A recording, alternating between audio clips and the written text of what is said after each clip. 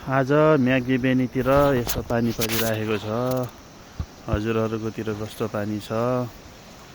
पानी परेर हेर्नुहोस् त, यो धानको हालत यस्तो बनाइदिएको छ। यो धान अब कसरी काट्ने हो? धान काट्न दुःख।